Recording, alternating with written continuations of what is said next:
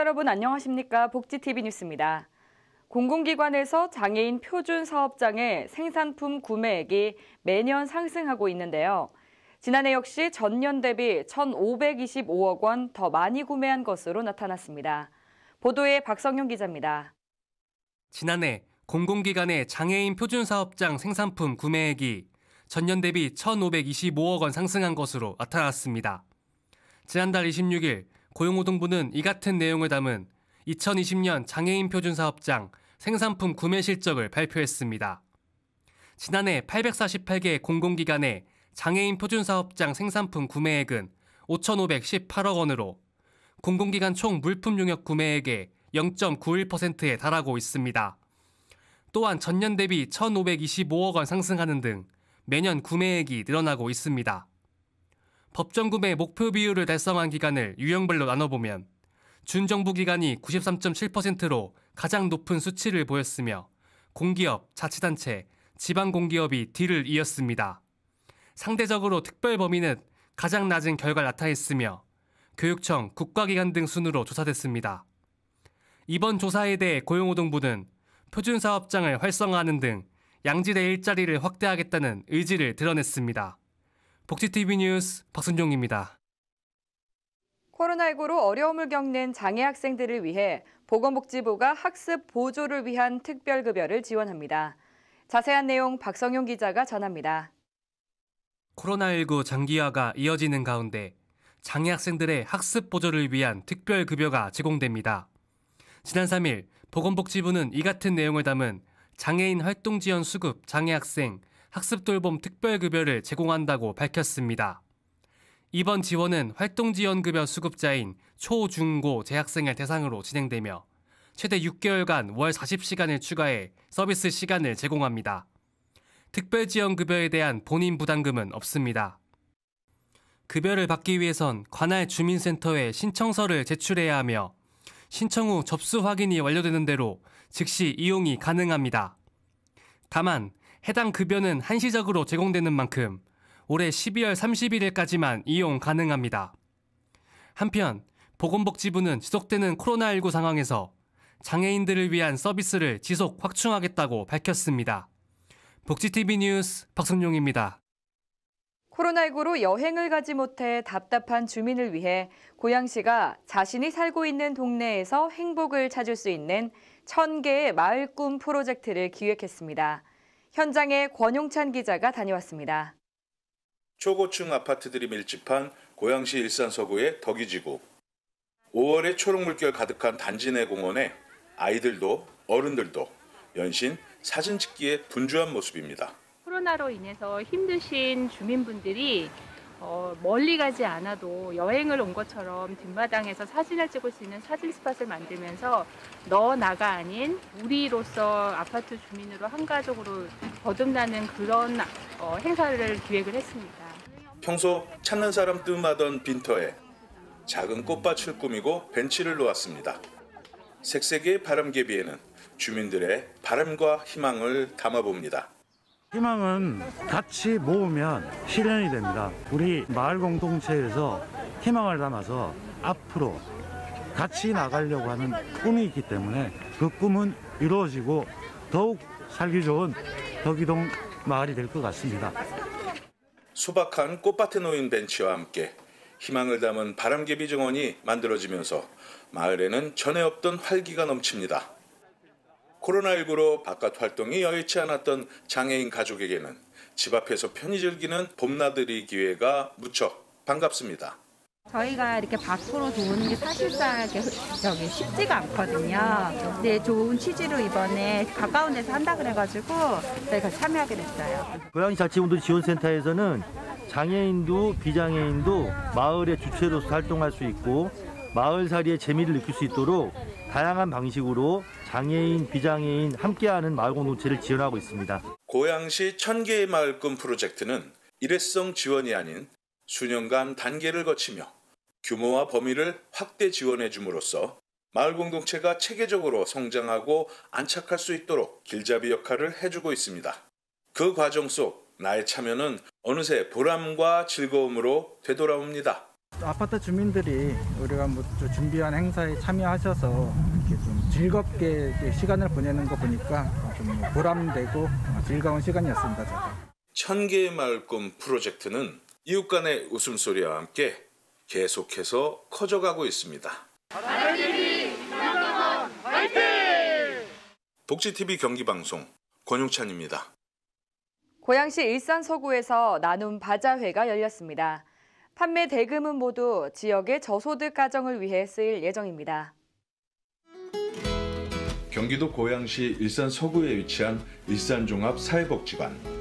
주차장 공간에 마련된 임심에 대해 갖가지 상품들이 채워짐과 동시에 주민들 행렬이 이어집니다.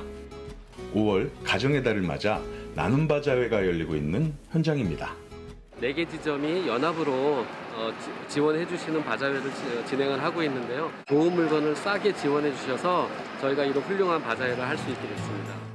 인근 대형마트 4개 지점이 함께 나서 값싸고 좋은 상품들로 주민들을 찾아 나선 나눔 바자회는 올해로 3년째입니다.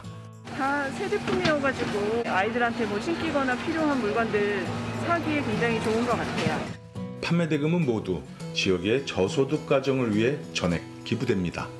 바자회를 통해서 우리 지역에 어려움을 겪고 있는 어르신들에게 조금이나마 도움이 되었으면 하는 마음에서 이런 바자회를 진행하게 되었습니다. 코로나19 장기화로 취약계층의 어려움이 날로 더해가는 이때 우리 주변 이웃을 위하는 뜻깊은 행사에 지역의 주요 관계자들도 미리 준비한 책 몇 권을 팔고 사며 십시일반 나눔과 정성을 보탭니다. 저도 조금이라도 보탬이 좀 될까 해서 같이 나와봤습니다. 기부를 해주셨더라고요. 그래서 주민분들도 다 만족스러워 하시는 것 같고 정말 비 오는데도 날씨가 굳은데도 많이 나오셨는 걸 보면 아주 너무 감사한 일인 것 같습니다. 지역 공동체를 위한 기업의 사회공헌 활동이 나눔 문화 확산으로 이어지길 기대하고 있습니다. 지역사회와 함께 할 수 있는 이런 좋은 사례인 것 같아요. 앞으로도 더 많은 지원과 협력 부탁드리겠습니다. 일산종합사회복지관 화이팅! 나눔과 배려를 실천하는 현장에서 복지TV 경기방송 권용찬입니다. 전라북도 익산시가 어버이날을 기념하며 감사의 마음을 전하는 자리를 마련했습니다. 보도에 최정은 기자입니다. 전북 익산시가 제49회 어버이날을 맞아 익산시 노인종합복지관에서 정원율 익산시장과 후원업체 관계자 그리고 지역 내 어르신들을 모시고 기념 행사를 개최했습니다. 이번 행사는 홀로 계신 어르신들과 효행 유공자를 대상으로 효행자 표창 수여, 선물 꾸러미 증정과 카네이션 전달식이 진행됐습니다. 익산시는 올해 어버이날 행사를 코로나19 확산 방지를 고려해 찾아가는 어버이날 행사와 기념 행사로 나눠 방역수칙 준수와 철저한 사회적 거리두기 하에 소규모로 시행했습니다. 지금까지 복지TV 전북방송 최정원이었습니다. 전북 정읍시 유진섭 시장이 어린이날을 맞아 아동들에게 따뜻한 마음을 전했습니다. 자세한 소식 최정은 기자가 전합니다. 유진섭 정읍시장이 어린이날을 맞아 정읍 애육원을 방문했습니다. 이번 어린이날은 코로나19 감염병으로 인해 각종 행사가 취소됨에 따라 분위기가 위축된 어린이들을 위로하기 위해 마련됐습니다. 이날 유진섭 시장은 25명의 아동 이름을 일일이 호명하며 푸짐한 선물을 전달하고 뜻깊은 시간을 보냈습니다. 앞서 정읍시는 지역 내 아동시설에 있는 아동들을 대상으로 선물을 전달했고 어린이 보호와 아동학대 예방 캠페인도 함께 진행했습니다. 한편 캠페인은 어린이가 행복한 정읍, 아동학대가 없는 정읍, 아동 권리가 존중받는 정읍을 주제로 마련됐습니다. 지금까지 복지TV 전북방송 최정은이었습니다. 양주시가 코로나19로 지친 시민들에게 음악과 미술로 힐링과 감동을 선사하는 시간을 마련했습니다. 그 감동을 정운선 기자가 전합니다. 5월 5일 양주시립 장욱진 미술관 야외 광장입니다. 양주시는 가정의 달을 맞아 미술관엔 박물관 음악회를 개최하여 찾아가는 감동 365를 실천하고 있습니다. 이번 찾아가는 음악회는 코로나19로 문화예술을 접하기 어려운 시민들을 위해 일상생활에서 쉽게 접할 수 있는 박물관과 미술관의 야외 장소를 활용해 시민들에게 문화 향유와 쉼의 여유를 선물했습니다. 코로나로 지친 일상 속에서 시민들에게 삶의 활력소와 힐링이 되는 시간을 갖게 하고자 이런 시간을 마련하게 되었습니다. 특히 이번 2021년 찾아가는 음악회는 양주 시립미술관과 그리고 회암사지 박물관에서 총 4회에 걸쳐서 펼쳐지게 되었습니다. 시민 여러분들 많이 와주셔서 함께 즐거운 시간이 되시기를 바라겠습니다.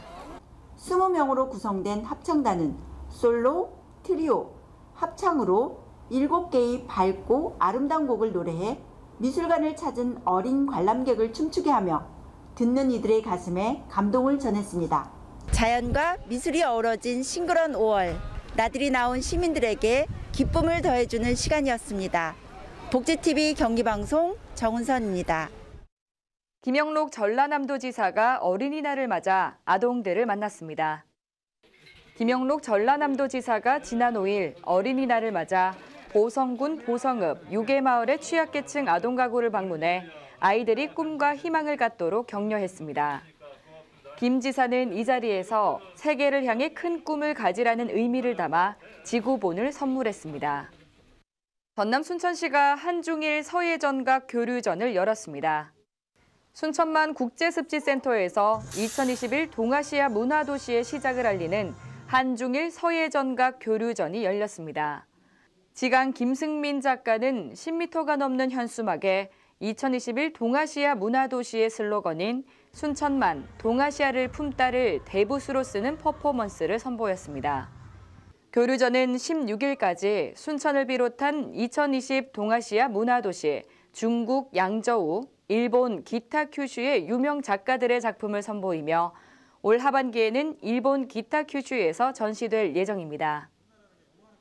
순천시가 여순사건 민관협의회를 구성했습니다.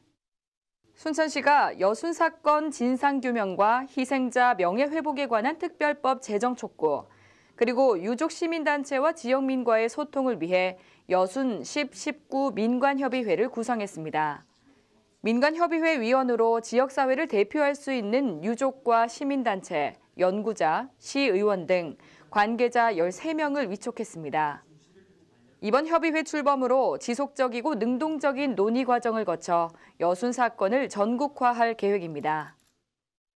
이색적인 전시가 전남 광양에서 열렸습니다. 멀리 떠나지 못해 답답한 요즘, 기차 여행을 떠나는 듯한 정호선 작가의 전시회 현장에 이소영 기자가 다녀왔습니다.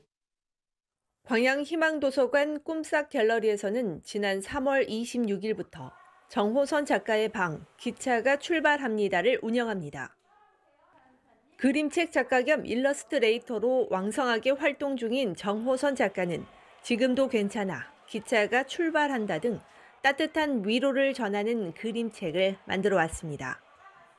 그림책을 한눈에 볼 수 있는 7m 길이의 기차 원화와 관련 소품이 비치된 전시장은 기차 여행을 떠나는 동물들의 이야기를 그림책으로 만들어 흥미롭습니다.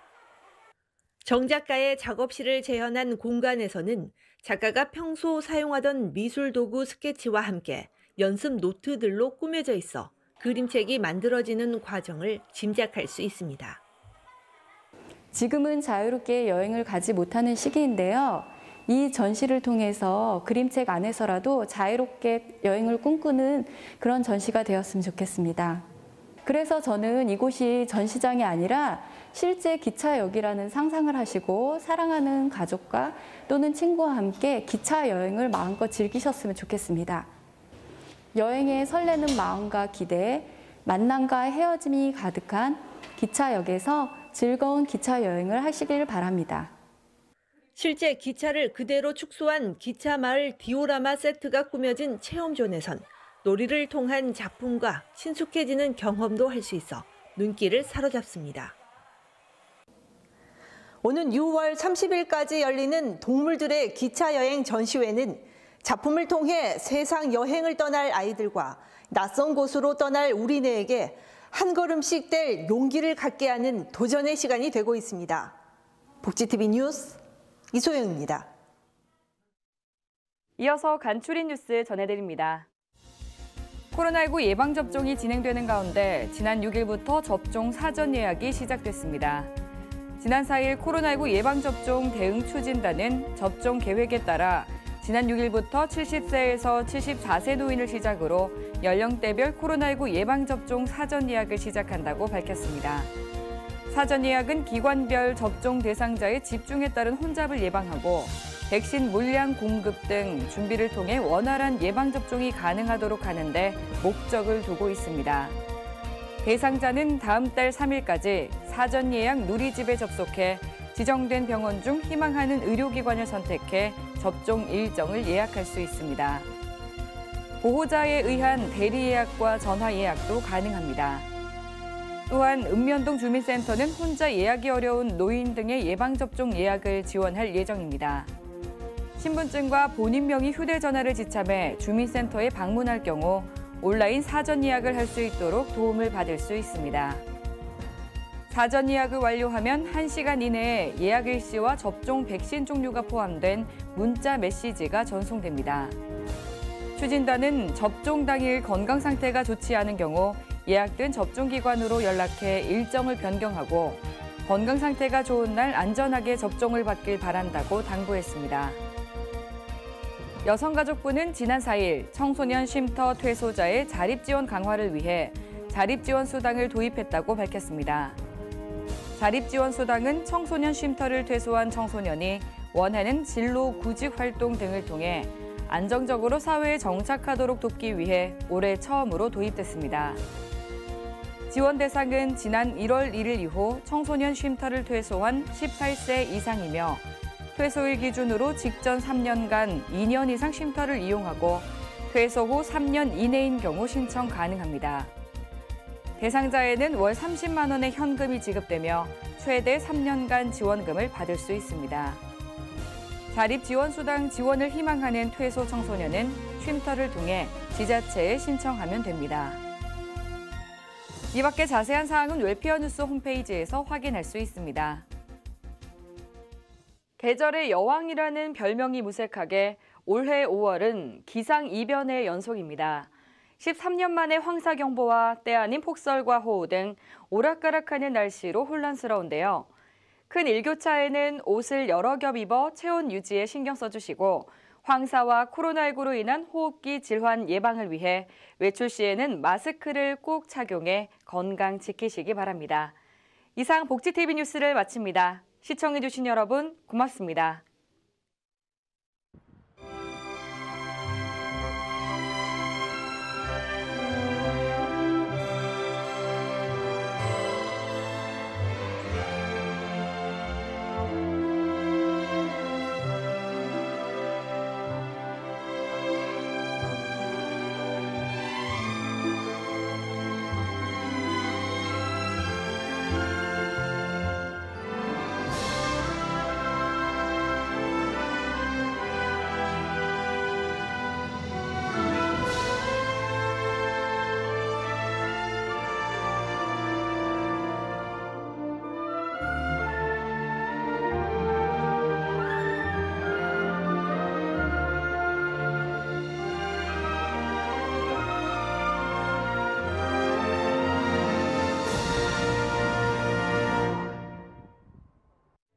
우리 주변에서 일어나는 불공정한 사례부터 억울한 사연, 따뜻한 미담까지 장애인 신문과 웰페어 뉴스 홈페이지를 통해 보다 다양한 소식을 접할 수 있습니다. 시청자 여러분의 제보를 기다립니다. 웰페어 뉴스 홈페이지 또는 전자우편, 전화번호 02-2655-9519로 많은 제보 바랍니다.